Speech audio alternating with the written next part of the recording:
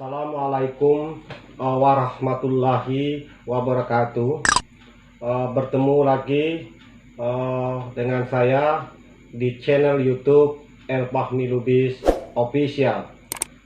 Sahabat YouTube El Fahmi Lubis Official yang saya banggakan, dalam kesempatan kali ini kita akan membahas tentang isu yang menurut saya cukup menghebohkan, terkait dengan rilis yang dikeluarkan oleh Biro Pusat Statistik yang menyatakan bahwa Provinsi Bengkulu adalah provinsi termiskin di Sumatera.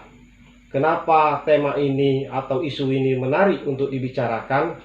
Karena persoalan kemiskinan itu adalah masalah yang sangat substansi, masalah yang sangat urgen, dan masalah yang menyangkut hajat hidup orang banyak.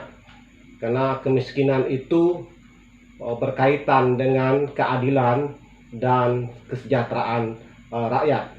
Maka oleh sebab itu menjadi tugas kita semua sebagai anak bangsa untuk mengkritisi dan terus memberikan pencerahan kepada semua pihak terkait dengan persoalan kemiskinan yang sampai hari ini masih belum bisa diselesaikan.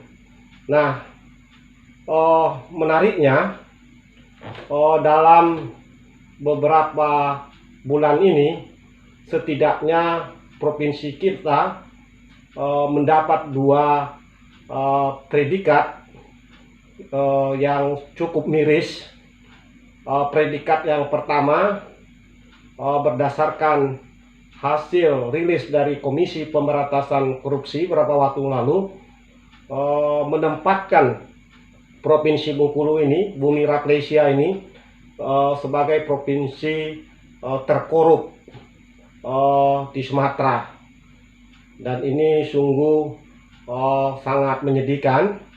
Lalu belum usai rilis KPK yang menyatakan kita sebagai provinsi terkorup, barusan kita juga disuguhkan oleh rilis yang dikeluarkan oleh Biro Pusat Statistik atau BPS yang menyatakan provinsi yang sangat kita banggakan ini sebagai provinsi termiskin di Sumatera.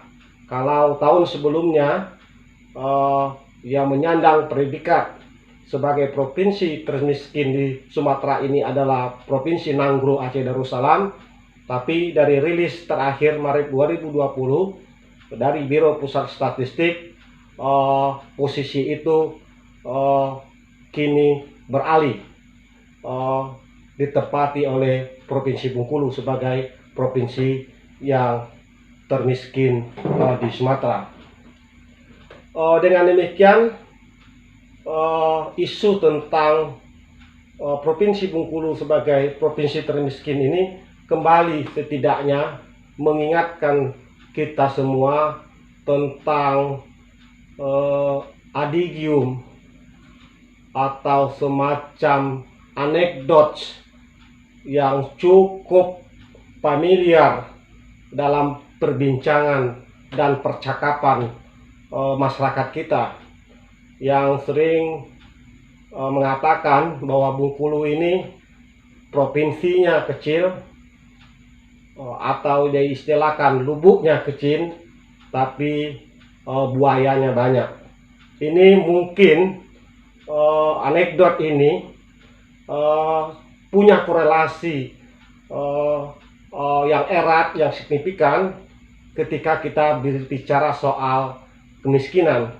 Karena salah satu penyebab kemiskinan itu adalah korupsi yang merajalela. Karena korupsi yang merajalela di suatu daerah atau suatu tempat pasti akan berimbas pada menurunnya kesejahteraan masyarakat. Dan menurunnya kesejahteraan masyarakat itu adalah salah satu indikator utama dari kemiskinan itu sendiri. Nah, oleh sebab itu kita dalam kesempatan yang berbahagia ini akan mencoba untuk mengulas tentang isu yang menempatkan Bengkulu sebagai provinsi termiskin di Sumatera. Jadi kalau kita berbicara soal kemiskinan, bisa dilihat dalam berbagai perspektif dan dari berbagai aspek. Persoalan kemiskinan tidak hanya kita lihat secara statistik dengan data-data kuantitatif, tapi yang lebih penting adalah bagaimana kita melihat data statistik soal kemiskinan itu ketika kita narasikan dalam data-data yang bersifat kualitatif. Dengan demikian masyarakat akan paham apa yang sebenarnya terjadi dengan apa itu data BPS yang menyatakan Provinsi Bengkulu sebagai provinsi termiskin di Pulau Sumatera. Mungkin secara ekonomi orang akan mengatakan bahwa salah satu penyebab dari kemiskinan itu adalah karena tidak berjalannya atau tidak tidak berfungsinya indikator-indikator ekonomi yang mengakibatkan pertumbuhan ekonomi tidak mengalami proses peningkatan. Jadi kalau orang ekonomi pasti melihat kemiskinan itu pada soal bekerja atau tidaknya indikator ekonomi itu sendiri. Karena indikator ekonomi itulah yang sangat menentukan tingkat pertumbuhan suatu daerah. Semakin tinggi tingkat pertumbuhan ekonomi suatu daerah, itu menjadi parameter tingkat kesejahteraan. Tapi sebaliknya, semakin rendah tingkat pertumbuhan suatu daerah, menunjukkan bahwa ada persoalan dalam indikator ekonomi itu dalam upaya untuk meningkatkan kesejahteraan masyarakat. Lalu kalau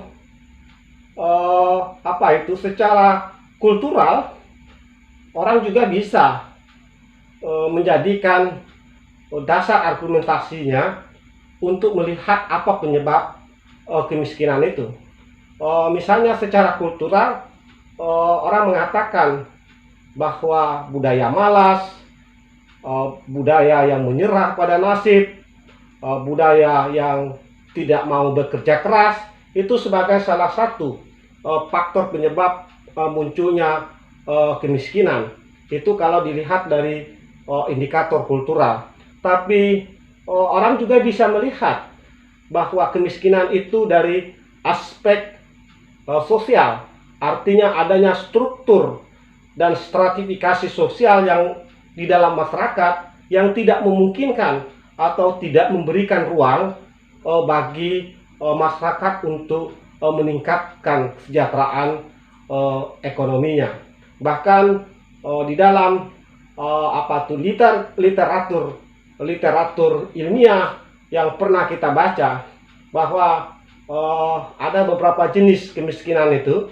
Salah satu jenisnya itu adalah kemiskinan struktural. Jadi kemiskinan itu disebabkan oleh struktur negara yang tidak memberikan ruang kepada masyarakat untuk mampu memberdayakan dirinya dalam upaya meningkatkan perekonomiannya. Sebagai contoh misalnya kebijakan negara yang tidak memberikan ruang kepada masyarakat kelas ekonomi menengah ke bawah untuk mendapatkan akses modal dari bank, itu secara tidak langsung masuk dalam kategori sebagai kemiskinan struktural. Jadi masyarakat itu miskin karena kebijakan negara yang tidak berpihak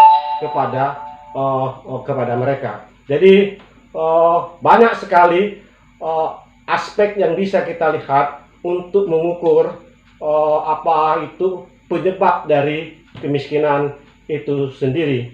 Bahkan kemiskinan itu juga lebih jauh bisa dilihat secara politik. Nah, kalau secara politik, kemiskinan itu salah satunya adalah disebabkan oleh tidak bekerjanya leadership, pemimpin. Jadi pemimpin itu cukup besar memberikan kontribusi yang menyebabkan kemiskinan suatu daerah. Jika leadership, kepemimpinan kepala daerah yang tidak menunjukkan upaya yang keras untuk mengentaskan atau menelurkan kebijakan-kebijakan yang pro masyarakat miskin atau membuat program-program dalam pengentasan kemiskinan, ini berarti ada persoalan leadership di sana. Dari kacamata politik juga bisa dilihat bahwa penyebab kemiskinan itu salah satunya adalah lemahnya leadership dari pemimpin daerah itu. Lalu secara hukum pun bisa dilihat bahwa kemiskinan itu dari perspektif hukum salah satu penyebabnya adalah karena ketidakadilan dan merebaknya korupsi. Jadi korupsi itu bisa menjadi salah satu penyebab utama dari kemiskinan itu sendiri. Jadi sekali lagi sahabat YouTube Elpami Lubis Official, di dalam kita melihat kemiskinan itu tidak bisa hanya melihat data-data statistik yang bersifat kuantitatif yang dirilis oleh Biro Pusat Statistik, tapi jauh lebih penting bagaimana kita bisa membuat kerangka narasi secara kualitatif. Apa sih yang menyebabkan Bengkulu ditempatkan sebagai provinsi termiskin di Sumatera itu sendiri. Oke, sahabat YouTube Elpami Lubis Official yang saya hormati, untuk memberikan frame dan pemahaman kepada kita terkait dengan predikat Bengkulu sebagai provinsi termiskin di Sumatera itu, menurut Badan Pusat Statistik, di Bengkulu naik, penduduk miskin di Bengkulu naik menjadi 15,03% pada Maret 2020. Penambahan ini menjadikan Bengkulu sebagai provinsi termiskin di Sumatera. Berikutnya, data BPS menyatakan bahwa persentase penduduk miskin di Bengkulu pada September 2019 yaitu 14,91%, dan di tahun 2020 naik menjadi 15,03% pada Maret 2020. Bila dilihat secara angka, penduduk miskin di Provinsi Bengkulu tersebut meningkat 298.000 orang miskin menjadi 302.058 orang. Jadi sekali lagi saya nyatakan ini berdasarkan data dari BPS, bahwa dilihat dari angka penduduk miskin di Provinsi Bengkulu itu meningkat dari sebelumnya berjumlah 298.000 orang, sekarang di Maret 2020 menjadi 302.058. Secara keseluruhan per provinsi di Sumatera, tingkat kemiskinan di Bengkulu itu menjadi tertinggi. Lalu di posisi kedua ditempati provinsi Nanggru Aceh Darussalam dengan persentase 14,99%. Lalu saya akan mengajak teman-teman sahabat YouTube Elpami Lubis Official, secara akademis kemiskinan itu sendiri didefinisikan suatu kondisi ketika seseorang atau kelompok tidak mampu untuk memenuhi kebutuhan dasarnya seperti kebutuhan pangan, sandang, tempat tinggal, pendidikan, dan kesehatan yang layak. Lalu kita ingin mencoba kalau tadi kita menarasikan penyebab kemiskinan itu bisa dilihat dalam berbagai aspek, bisa ekonomi, sosial, kultural, politik, hukum, maka kita ingin mencoba melihat penyebab kemiskinan itu dalam literatur ilmiah. Salah satu penyebab kemiskinan itu adalah tingkat pendidikan yang rendah. Nah, jadi salah satu juga yang menjadi bahan renungan kita semua, bahwa salah satu penyumbang tingkat kemiskinan di suatu daerah itu erat kaitannya dengan tingkat pendidikan masyarakatnya yang rendah. Jadi semakin rendah tingkat pendidikan masyarakat di suatu daerah itu, maka potensi bahwa daerah tersebut akan mengalami tingkat kemiskinan yang tinggi itu bisa terjadi. Karena salah satu penyebab kemiskinan itu sendiri adalah tingkat pendidikan yang rendah. Lalu yang kedua, penyebab kemiskinan itu bisa terbatasnya lapangan pekerjaan.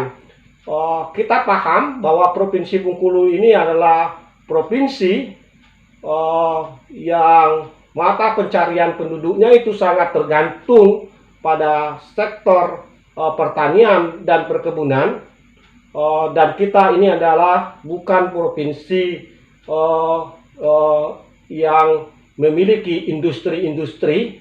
Oleh sebab itu bisa dipahami bahwa Provinsi Bengkulu ini lapangan pekerjaan bagi masyarakat itu sangat terbatas sekali. Jadi tidak banyak sektor yang bisa menyerap tenaga kerja itu sendiri. Nah, kondisi Bengkulu yang memiliki kemampuan penyerapan tenaga kerja sebagai akibat terbatasnya lapangan pekerjaan ini juga menjadi salah satu penyebab kenapa Provinsi Bengkulu ini ditempatkan sebagai provinsi termiskin. Nah, dan oleh sebab itu tidak ada cara lain yang harus dilakukan oleh pemerintah dalam upaya untuk mengentaskan kemiskinan itu adalah, yang pertama, ditingkatkan pendidikan masyarakatnya, yang kedua, dibuka keran lapangan pekerjaan. Dan oleh sebab itu pemimpin daerah ini, siapapun nanti yang akan terpilih dalam proses Pilkada 2020 ini, ya harus punya komitmen yang kuat untuk meningkatkan pertumbuhan ekonomi masyarakat Bengkulu. Dengan demikian diharapkan ke depan kita tidak lagi mendengar provinsi yang kita cintai ini selalu ditempatkan sebagai provinsi yang termiskin. Nah, dan salah satu upaya untuk bisa mengeluarkan provinsi ini dari provinsi termiskin, salah satunya adalah harus dibuka lapangan pekerjaan seluas-luasnya. Oleh sebab itu kita tidak bisa tergantung lagi sepenuhnya dengan sektor pertanian dan perkebunan, tapi kita ke depan sudah harus memikirkan bagaimana terjadi proses industrialisasi di daerah ini dalam upaya kita menciptakan lapangan pekerjaan. Lalu yang ketiga, penyebab kemiskinan itu sebagaimana disinggung pada poin di depan tadi, yaitu salah satunya adalah penyebabnya itu kultural, yaitu budaya masyarakat yang malas bekerja. Jadi penyebab kemiskinan itu tidak hanya disebabkan oleh faktor pendidikan, faktor lapangan pekerjaan, tapi juga bisa disumbangkan oleh kultur masyarakatnya. Pada kultur masyarakat yang bekerja keras, biasanya tingkat kemiskinan itu rendah. Tapi pada kultur masyarakat yang malas, biasanya tingkat kemiskinan itu justru akan mengalami peningkatan. Lalu yang berikutnya, penyebab kemiskinan itu adalah beban hidup keluarga yang terus mengalami beban yang berat. Apalagi di tengah pandemi COVID-19 yang sedang melanda bangsa kita hari ini, yang menyebabkan perekonomian bangsa hampir kolaps, dan itu jelas berimbas pada perekonomian masyarakat di daerah. Kita harus pahami saat ini kebutuhan ekonomi masyarakat itu mengalami peningkatan, sementara penghasilan masyarakat mengalami degradasi, anjlok sebagai akibat dari pandemi ini. Oleh sebab itu, program-program pengentasan kemiskinan baik dari pemerintah pusat maupun dari pemerintah daerah harus segera diluncurkan kepada masyarakat dalam upaya kembali membangkitkan perekonomian masyarakat dan menghindari beban masyarakat yang cukup berat sebagai akibat lumpuhnya sektor-sektor ekonomi akibat pandemi COVID-19 ini. Lalu berikutnya, salah satu faktor penyebab kemiskinan itu adalah keterbatasan sumber daya alam, baik sumber daya alam maupun modal. Bengkulu ini sebenarnya dari sisi sumber daya alam cukup kaya, tapi mirisnya sumber daya alam yang ada di daerah kita ini belum mampu dieksploitasi secara maksimal oleh masyarakat maupun oleh pemerintah. Oleh sebab itu tidak ada cara lain ke depan bagaimana pemerintah bersama-sama masyarakat bisa mendayagunakan seluruh sumber daya alam yang ada untuk peningkatan kesejahteraan dan pertumbuhan ekonomi daerah ini. Lalu penyebab kemiskinan yang lain sebenarnya banyak, tetapi secara garis besar, secara akademis ada 5 faktor itu tadi penyumbang utama dari penyebab kemiskinan itu sendiri. Sahabat YouTube Elpami Lubis Official yang saya banggakan, sekali lagi kita sangat miris, kita sangat malu dengan predikat yang disematkan kepada provinsi kita. Kita berharap ke depan siapapun pemimpin daerah ini, sekali lagi kita minta komitmennya yang kuat untuk meningkatkan kesejahteraan masyarakat. Jadi peningkatan kesejahteraan masyarakat itu jangan sekedar dijadikan jargon-jargon politik di saat pilkada saja, tapi yang paling penting adalah bagaimana ada upaya yang konkret dari pemimpin untuk mengangkat Provinsi Bengkulu ini menjadi provinsi yang sejahtera, tingkat pertumbuhannya yang tinggi, dan masyarakatnya bisa keluar dari garis kemiskinan. Itu yang paling penting, komitmen itu, sehingga kita berharap provinsi ini tidak selalu dinobatkan sebagai provinsi yang termiskin, provinsi yang terkorup, dan lain sebagainya.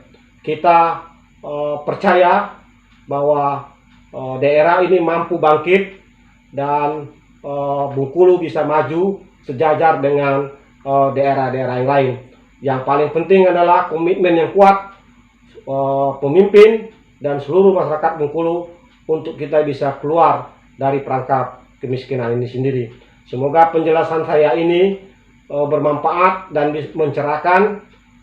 Sekali lagi, atas perhatian sahabat YouTube Elpami Lubis Official, saya ucapkan terima kasih. Sampai jumpa pada season yang akan datang dengan tema dan topik yang jauh lebih hangat. Terima kasih. Wassalamualaikum warahmatullahi wabarakatuh.